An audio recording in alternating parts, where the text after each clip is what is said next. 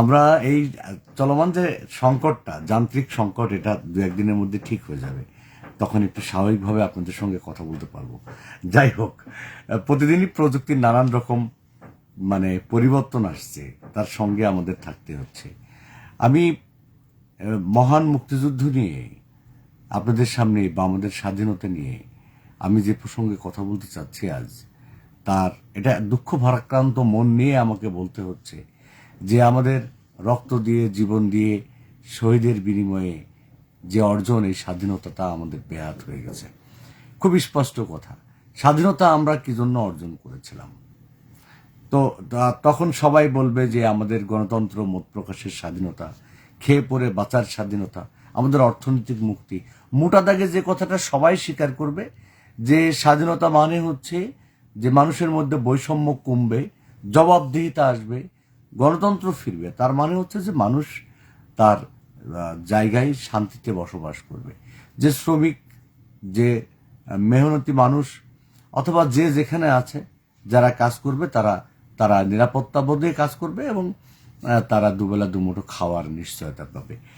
এখন আমরা এমন এক স্বাধীনতা এনেছি, যে স্বাধীনতার পরে আমরা তলাবিহীন ঝুড়ি অথবা চোরের খনি, এই শব্দগুলোর সাথে আমরা পরিচিত হয়েছি। তারপরে যে রাজনৈতিক দুর্বৃত্তায়ন আমাদের এই সাধারণ মানুষের অংশগ্রহণে বা সাধারণ মানুষের ত্যাগ তিতিক্ষা জীবনের বিনিময়ে অর্জিত এই স্বাধীনতা দখলে নিয়েছে দুর্বৃত্তরা, রাজনৈতিক দুর্বৃত্ত। খুব স্পষ্ট যে স্বাধীনতার পরপর যারা ক্ষমতায় এসেছিল, তারা এটাকে তাদের পৈতৃক সম্পত্তি মনে করেছে এবং করার পরে দেশে যা খুশি তাই করার একটা সংস্কৃতি তারা সেখানে চালিয়েছে। এর ফলে ক্ষতিগ্রস্ত হয়েছে সাধারণ মানুষ। ঠিক এমনিভাবে যখন পর্যায়ক্রমে রাজনৈতিক দলগুলো তারা ক্ষমতায় আসছে, তখন অধিকাংশ সময় এই যে দীর্ঘ 16 বছরের ইতিহাস আমরা আওয়ামী লীগের দেখলাম, যে মনে হলো যে এমন একটা ব্যাপার ঘটে গেছে দেশে, যে আওয়ামী লীগের তাদের নির্দিষ্ট চেতনার বাইরে, তাদের কথার বাইরে কেউ কিছু বললেই সেটা এই দেশে থাকার যোগ্য না, এবং এটা একটা অসম্ভব শত্রু টাইপের হিসেবে তারা পরিগণিত হয়েছে। মানে কোনোভাবেই আওয়ামী লীগকে নিয়ে কোনো সমালোচনা বা তাদের কাজের বিষয়ে কিছু বলা তারা কখনো সহ্য করেনি। যার ফলে যা হওয়ার তাই হয়েছে। তাদের একটা ওয়ার্ড পর্যায়ের নেতাও 100 কোটি টাকার মালিক, একটা পিয়ন 400 কোটি টাকার মালিক, সে কথা আমরা মিডিয়ার কল্যাণে বিভিন্নভাবে জেনেছি। তার মানেটা হচ্ছে, আমি যেটা বলতে চাচ্ছি, যে আমাদের পিতামহরা রক্ত দিয়ে, জীবন দিয়ে যে স্বাধীনতাটা অর্জন করলো, সেই স্বাধীনতাটা আমাদের নাই। এটা বেহাত হয়ে গেছে। এটা দুর্বৃত্তরা, রাজনৈতিক কিছু সাদা পোশাকের মানুষ, তারা হচ্ছে এই স্বাধীনতাটা দখলে নিয়েছে। তারা যা খুশি তাই করতে পারে, এটার নাম স্বাধীনতা। আর আমাদের এখনো দুবেলা দুমুঠো খাবারের যোগান করতে যেয়ে রীতিমতো ঘাম ঝরাতে হয়।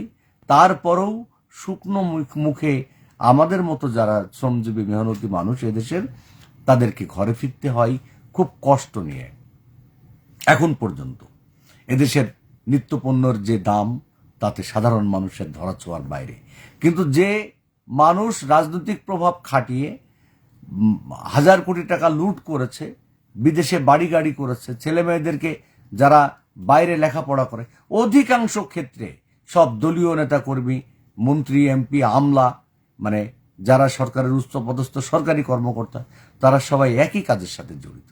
এই জড়িত হওয়ার কারণে আজ যে স্বাধীনতা আমরা এখানে উদযাপন করছি, আসলে মূলত এটা হচ্ছে আমাদের একটা শোষণ এবং আমাদের নির্যাতন, নিপীড়নেরই একটা চিত্র।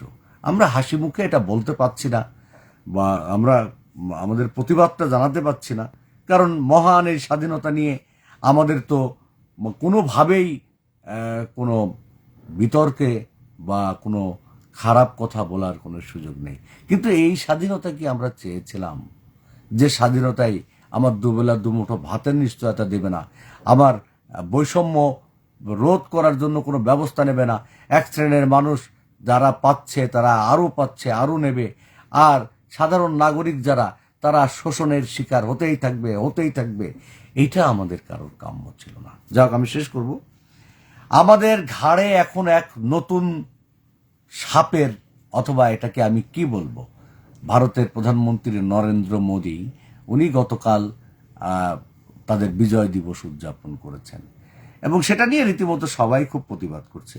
আমাদের এই ক্ষুদ্র সামর্থ্যের জায়গায় সর্বোচ্চ শক্তি দিয়ে আমরা প্রতিবাদ করছি যে ভারত কোনো অবস্থাতেই আমাদের স্বাধীনতা, আমাদের সার্বভৌমত্বে হস্তক্ষেপ করতে পারে না, এবং তা করলে আমরা আমাদের জীবন দিয়ে হলেও তার প্রতিবাদ করে যাব, লড়ে যাব, নিন্দা জানিয়ে যাব। সবাইকে ধন্যবাদ, ভালো থাকবেন।